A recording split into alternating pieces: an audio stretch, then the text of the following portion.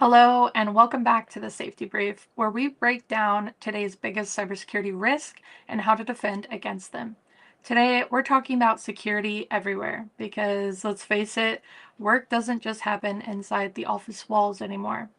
There's remote work, hybrid setups, BYOD policies, and all of these have changed the way we think about security. Joining me today is Mike, and today we're going to explore how businesses can stay protected no matter where their employees log in. Appreciate you being here. I'm looking forward to it. Good topic. So let's start here. Remote and hybrid work aren't going anywhere, right? Obviously. But they've also widened the attack surface for businesses. So, in your opinion, Mike, what's the biggest way that this new era has widened the attack surface, or why? Yeah, it's a good question, and I think really it comes down to the simple matter that the breadth of what IT teams have been historically responsible for has compounded year over year, regardless of geopolitical landscape, cyber attacks and their various motivations, pandemics that sent people working from home year over year. I remember working at an IT firm in downtown Chicago, getting my start, and we were really at this odd crossroads with the AV vendor because of the conference rooms, and it was like, all right, whose responsibility is this? Is this the audio visual people? Is this the IT people? The answer is yes. It's both of our problem. And so I think when you look at it, when you take into how much work related function has migrated its way off of a physical computer that's only accessible in the office. We don't take work home from us or take home work with us, rather. Now we're talking 10, 15 years ago. That was major of the time the case outside of like traders or stockbrokers or investment managers, right? They would take a good amount of work, technically speaking, home with them. But that really wasn't common for every workplace. And now we're seeing more and more outside of food, beverage, hospitality, maybe. You take some drama from home from you, regardless what job. But I think tangibly what work is on your phone, what email access is on your phone, what chat access is on your phone, all of it being work related and all of it transmitting work related data. And so, it's interesting to see how IT teams have weathered this massive influx of scope and function while still remaining scalable and secure. And I think, truth be told, most firms have chosen one or the other. They've said, all right, we're going to be as scalable in our services as possible. We got to grow. We got to build the business. We got to expand. And other teams, I think, have really taken pause and said, hey, before we do all that, we really got to sleep good at night about the clients we manage and the environments we're already responsible for. And we got to reinvest. We got to double down. We got to deploy measures that we maybe didn't 2 or 3 years ago consider. And so really kind of our partner base finds them right in the sweet medium between, hey, how do we find a way to scale security operations and also help the business grow without letting our teams be bogged down with how do we secure this and keep it lightweight, right? Still got to leave the tarmac. It's still got to take off and fly. And so how to strategically implement various controls is really where our niche has been for the past, I'd say, 8 to 10 years. Yeah, thank you for that. I think another thing is too, back in the day, the concern was once the employees leave the office, right? Now it's changed because now it's all day. If you're hybrid, if you're bringing devices to the office, if you're not coming to the office at all. So it really, should heighten that want or need to strengthen your security. So thank you for that. And next up is the cozy home office that Mike and myself are enjoying right now and enjoy every day. Mm-hmm. Um, Now, I can tackle this one first because I see this Yeah. issue everywhere when it comes to working from home, and that is the unsecured home Wi Fi networks. They truly do pose massive risk to company data. Too many people still rely on default router passwords or outdated hardware. And that means even if the company devices are secure and the company is doing their due diligence or the IT team, the pipe that they're sending data through might not be. So it's like having an armored car that drives on a bridge that's breaking down Hmm. or with the windows down. So, Mike, what's your take on getting employees to actually secure their home networks once you've done your due diligence to, provide the endpoint security, so to speak? Yeah, and I'm going to be fully transparent here. As far as how to motivate employees or a company for that matter to secure work from home offices, there's really two paths. There's bleed from the lack of it or incentivize it and maybe gamify it in advance, right? And so, what do I mean by that? Well, similar to my three beautiful daughters, I love immensely, and I need to preface it this way. But my middle daughter is definitely of the type that, and she's 5. She's definitely of the type that I will tell her older sister and younger sister, hey, stove is hot, the oven is hot, we're making dinner. Please do not touch it. Okay. Now the older sister and the younger sister stay away from the fridge. They won't even go in the kitchen. Right. They'll just like, all right, not a safe place. I will venture off. My middle beloved child will just set up camp. We'll start building a fort in the kitchen, right? And just being like, all right, well, where the risk is where I need to be.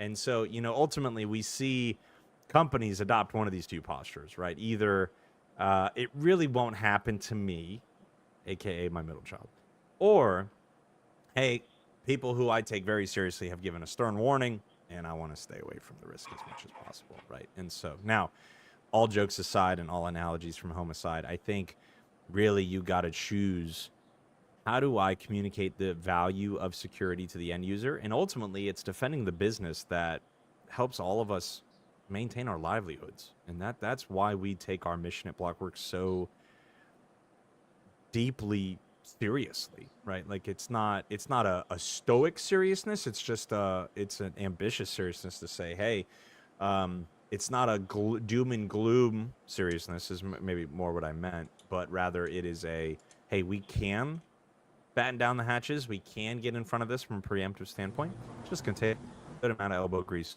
and sweat, right? And so it's going to take effort. And so that's why we really try to get as much messaging out in advance. Every holiday year we do a number of these podcasts and talk shows focused on how do we communicate creative ways to users of ways that, hey, number one, they're being targeted, right? And number two, there are ways to stay safe and shop during the holidays. There are ways to work from home securely. There are ways to use your home Wi-Fi without a separate internet connection, where you're paying double.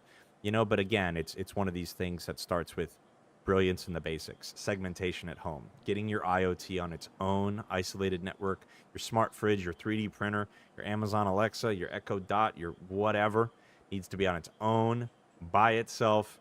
Um, Segmented kind of metaphorical jail cell. Doesn't need to be able to talk to anything else, doesn't need to be able to visit anything else, it doesn't need to crosstalk, just needs to be isolated. And so ultimately, I think because of the nature of how companies have taken work home, it is their responsibility to educate their users and maybe incentivize.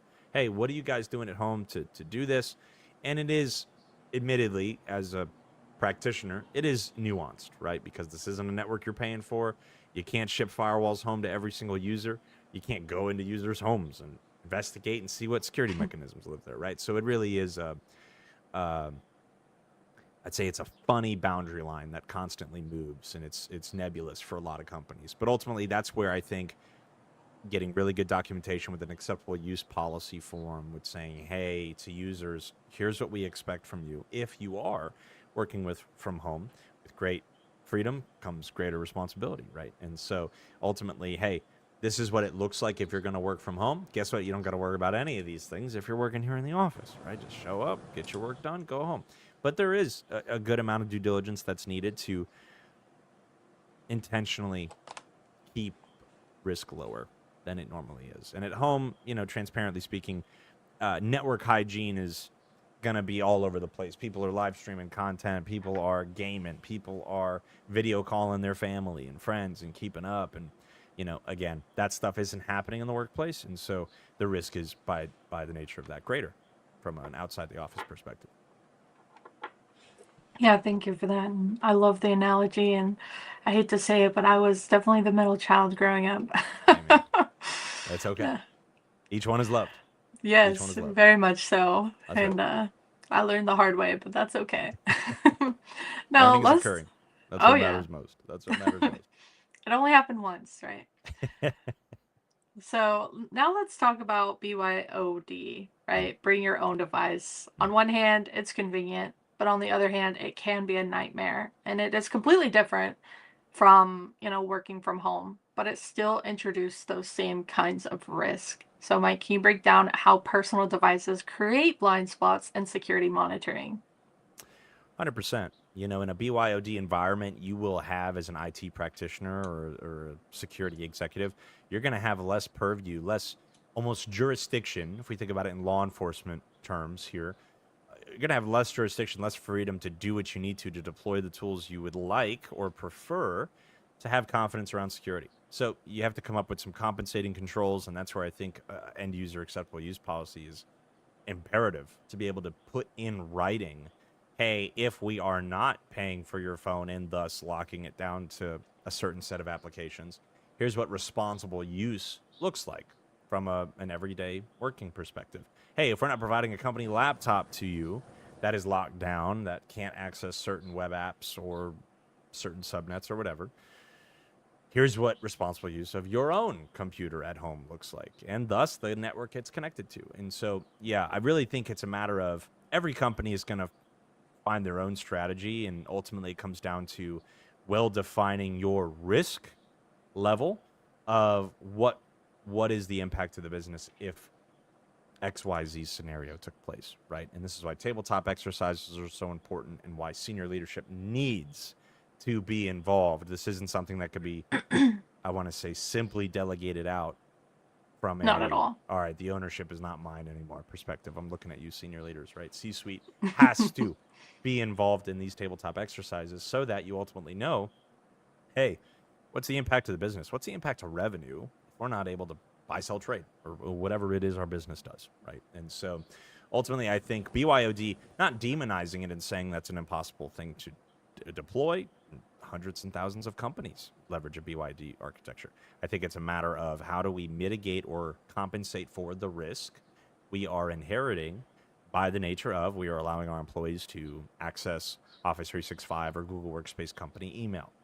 We are allowing our employees to access chat applications in which we are having discussions around company proprietary data and our client data by that nature. And so, yeah, I think again, it all starts with within a BYOD architecture, you have to have a really, really good acceptable use policy. And if you're not there yet, it's simpler than you may think. I can't tell you the plethora of now large language models that you can now put in and say, hey, I need a template acceptable use policy for a company of this size, and here's what's acceptable and here's what's not acceptable. Write it all out. Obviously, none of those AI bots are legal counsel. Okay, so there's the disclaimer. Do not just let them loose without editing it first. But I think acceptable use policy is easier to generate, revise, review, and deploy than it ever has been. Yeah. And then the matter is of enforcement, right? Because policy is not worth a whole lot if everybody knows it's a joke. And so, yeah, it's a double edged sword there. But I think good policy has to precede good hygiene. And you really can't enforce or hold anybody accountable to good hygiene until you have good policy. So, kind of a yin and yang there. But you definitely need to look at policy within your BYOD architecture and say, hey, if we can't eliminate the risk, like most companies can't afford to buy a second cell phone and deploy it to everybody and whatever, right? We get it. So you got to come up with some way to compensate that, either via policy, technical control, administrative control, etc. And another thing I'd like to bring up with BYOD is when you think of that, the first thing that comes to mind is someone bringing a device to an office, right? Right. But a lot of the times, BYOD is from the work from home individuals or people who are hybrid, they work from home and in the office. A lot of the times, it's something as small as a cell phone, or it's something as small as, so and so having an Alexa on their desk so they can have reminders or something along those lines. So Right. it can really toe the line, and it can be a different scenario for each business or each individual. And the tricky part is if employees are accessing company resources on personal phones, laptops, or whatever without proper protection, you've suddenly got unmonitored doors leading Mm-hmm. straight into the business, right? And I know Right. for a fact every company has this issue, whether it's email, Slack, or some sort of communication that's on employees' phones or personal devices. I No doubt. mean, I'm guilty myself. I have Slack on my phone, but I also have security on my phone. I also have the basic awareness, and I don't click random emails or connect to unknown devices or Wi Fi networks when I'm in public or traveling. That's where that awareness and good end user hygiene is critical as well. So, even though you have these use policies or policies in place, without that end user awareness, it doesn't help much. Right. Now, this one is a hot topic, and Mike, you brought this up briefly, and that is IoT devices. Mm-hmm. They are everywhere, from Mm-hmm. smart speakers to security cameras and even smart washing machines. And again, Mm-hmm. I am guilty myself. Yes, my washing machine is connected to my Wi Fi. IoT is everywhere, but Yeah, here's the it is. thing. Yeah, it really is. And people don't realize that attackers don't always need to breach your laptop, right? Right. Sometimes compromising that smart doorbell or my washing machine, bless its heart, or connected fridge is enough to pivot into the rest of your network. And that's Correct. why IoT should be on a guest network or a different network than your phones and your endpoints, especially if you're working from home or even utilizing your said laptop or phone on your home network to access work um, communications. Yeah. So, Mike, how do you explain this risk to clients or even friends who think that their smart devices are harmless? Because Yeah. they are everywhere. Yeah. We have to balance the joy killer and the tinfoil hat here with the realist and the forewarning, right? And so here's the reality. All of these home automation devices were built and designed and coded and physically assembled with silicon with one thing in mind, was to bring connectivity and features into the residence, not always a commercial environment. Okay, now there is commercial grade IoT that exists, right? There's defense industrial base certified IoT, there's critical infrastructure IoT, but for the majority of home users, those that are listening to this, they're going to have a Sonos sound bar that's Wi-Fi connected. They're going to have a Bose smart speaker. They're going to have a 3D printer. They're going to have whatever it is that is internet connecting dependent in some form or fashion. And so ultimately what you need to acknowledge is that, hey, I, as someone who works from home and an individual consumer that has access to banking records and things that belong to me, have data that someone else would love to have access to, right? And I think that's Mm-hmm. the first piece of this message is you have something someone else wants, okay? That that is a real thing.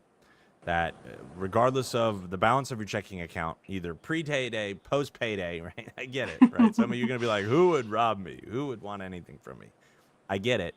The reality is your data is valuable because it is of value to someone else, right? And there's a really great story. If you want to go down the rabbit hole, you want to do some further research, look up the story of the red paperclip. It's a fun story. Look into it. If you don't know it, it's even funner. But ultimately, this happened about, I think it was about 8 or 10 years ago. A gentleman traded via Craigslist, via online posts and social forums, etc., traded a red paperclip all the way up to, it was like a 2-story apartment in Arizona. It was crazy. It was crazy, right? And really what that story was all about was that certain things are worth more to certain people that really aren't worth to other people. And so when it comes to IoT, your data has value, and the manufacturers of these devices are creating them with one thing in mind, and that's feature. They are not secure by design. They are not secure right out of the box. They need hardening on the back end to ensure that you don't introduce, again, the theme here is going to be unnecessary risk. Every single thing you bring into your house, no doubt if you adopt a cat or a dog, you're going to adopt some level of risk, right? So Mm-hmm. how do you compensate for that risk? You get a crate for a dog so that they're crate trained and that they don't maybe damage anything around the house. You get your cat locked into a specific playroom or an area that the cat is allowed to be in. Again, I'm not saying lock up all your animals. I'm just saying that there is a level of risk that you have whenever you adopt or bring in. Huge fan of rescued many dogs in my life. Huge fan of adoption. But there is risk involved with bringing an animal into your home. Okay. And so, just like with that application, you have to look at IoT as, hey, I am bringing new features, new connectivity, whatever, into the home. And they are very primitively or simplistically designed to just connect to the internet. And those radio antennas, there are real antennas in these devices, are cheap. They are not high speed. They are not high grade. They are not high security. There's nothing about military grade tech in any of this stuff, right? It is simple. And so, by the nature of those antennas and by the nature of the channels used, just like you're dialing in your favorite radio station on the drive to work or from home, ultimately that technology exists. And radio, RFID, and radio, high frequency, low frequency, all the different bands, that is where we see a lot of hackers getting in. And just because we don't see it, it's difficult to sometimes tangibly acknowledge why that may be relevant. One example, an eye-opening example is I got I would say a enthusiast home router. I wouldn't say, it wasn't like gaming, it wasn't home enterprise or security. It was an enthusiast home router. And what it let me do was adjust the signal strength on my home Wi-Fi. And I always thought, like, why would you want to do that? At first, I was like, oh, put it up to the max, crank it, right? Like, hit us all with the No. radiation, give us the Wi-Fi, right? Like, give us as much as we can. But then I thought about it, and I said, hey, you know what? Actually, if you're in a townhome or a taller structure than it is wider or whatever it is, there is benefit here to adjusting the radio strength so that, hey, if people don't need to access it, they're not in your home, they don't even see it, right? It doesn't even Yeah. reach them. And I thought, what a novel concept, And so it's just something, again, difficult to really make tangible in our minds because it is so it's like air. It's fleeting, right? I don't know what it is. I can't touch it. I can't see it. I can't smell it. But it's radio and it's out there and it's real, right? It's real. It delivers me internet. It delivers us all these cool features. I could start my wash. I could run my dryer again, right? I Yeah. didn't make it home in time. I don't want the clothes to get moldy or whatever. Run the dryer again, right? Yeah. Handy, cool features come with their level of risk, right? Your dryer prior to that is solely accessible to you in your home, right? Now, I'm sure there's a whole bunch of ways you can cook Jim up Bob some could stuff. Yeah, ruin oh my yeah, sheets. 100%, right? Let me just ruin their laundry and make them think the house is haunted because their dryer's only going at hot as hell 90-minute cycles and et cetera, et cetera. Drive But my water bill up, just yeah, rewash no, it that's over and real. over. That's real. Yeah, that's real. But ultimately, again, it's you run a dryer, you make it overload, you make it or you run a washer, you make it overload, you make it flood. Now you know that people may not be home while the contractors are there working, and again, it's crazy what level of detail that bad guys get into. But I think again, it comes down to the fact that IoT is great. It has a lot of cool features. Home automation is there. I get it. I love it. But you really got to make sure that you acknowledge with every feature I adopt or every feature I bring into either my phone or just like with every app you install on your phone, every new feature you add to your phone, you're adding a level of risk. How are you compensating for it? How are you quantifying it? And how are you mitigating it? And what are you accepting? Right? There's always an unacceptable level of risk. Hey, you know what? I'm never going to be able to eliminate this level of risk, and I just got to accept it. Yeah, there's always a level of that. But we can't look at all risk and just say, Let them all in. I'll roll the dice. I'll set up a fort in the kitchen, right? Yeah, it's one of those things. Bonfire in the living room, right? That's right. No, That's right. I'm really glad that you brought up the signal. It's actually really funny. I won't say any names here, but there are things like drive-bys where people will drive by True. around in neighborhoods and Yep. see who they can connect to. So if you Yep. have that basic unchanged password, you may have the mentality of, oh, I'm at home, I'm safe, no one's Right. trying to, get in here. There are people that do that. And I just want to raise awareness for that because it is still a thing. Not Right. so much as it was back in the day, but it is still a thing. Right. So, Right. well, now that we've covered most of the issues here, let's hit some well rounded advice. Mike, how do we fix this? What are the most important elements of a holistic security policy that covers both office and remote work? Essentially, what's the security workaround for working from home? Yeah. Yeah, it's a good question, and again, we try to keep everything here practical. And so ultimately, what you have to look at is how am I securing devices, regardless of location, regardless of network connected, regardless of physically where they are and who's accessing it, as well as account-based security. So really, I would say our bread and butter here at Blockworks, what really everybody comes to us for first before fleshing out and doing more advanced security controls, is really endpoint and email combined within a, hey, it's monitored 24/7, it's actioned 24/7, and it's lightweight. It's not getting in the user's way. You can deploy it on a vast variety of spec machines, right? You get your fire breathing Mac OS or Windows OS machine, great. We can deploy it there. You got your basic tablet or your Windows 10 machine. If you're still running Windows 10 machine, you got like a week, right? Yeah, with Microsoft, figure it out.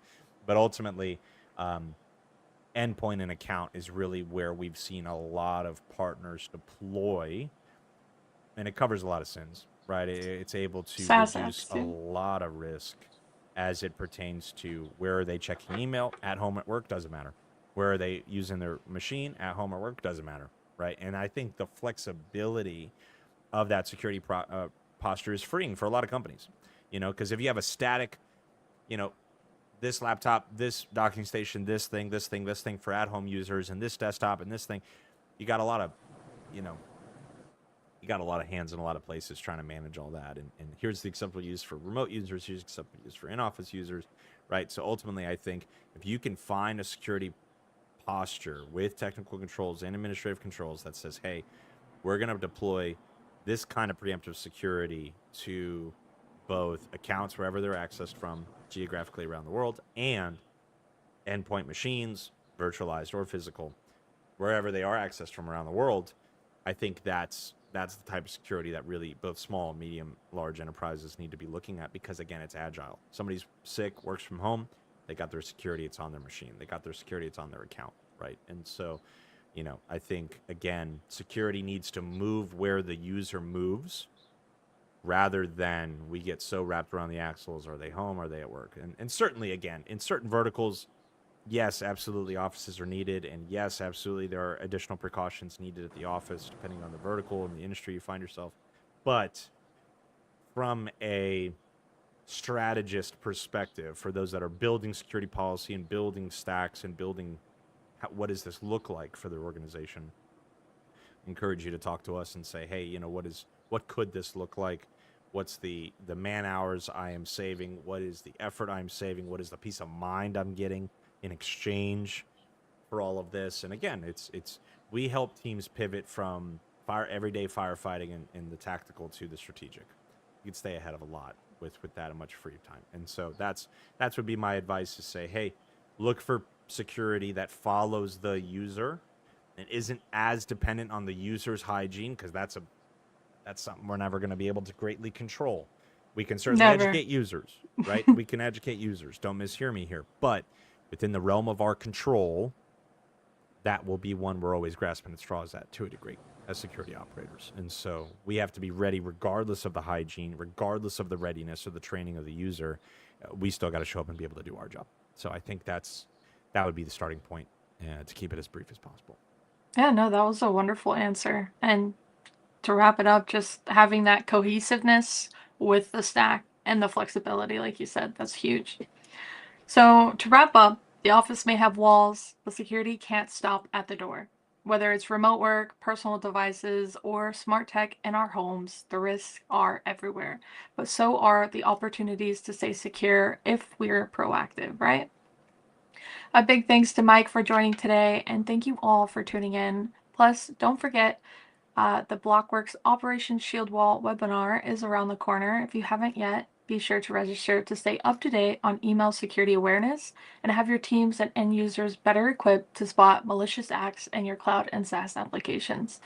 Until next time, stay frosty. Thanks all.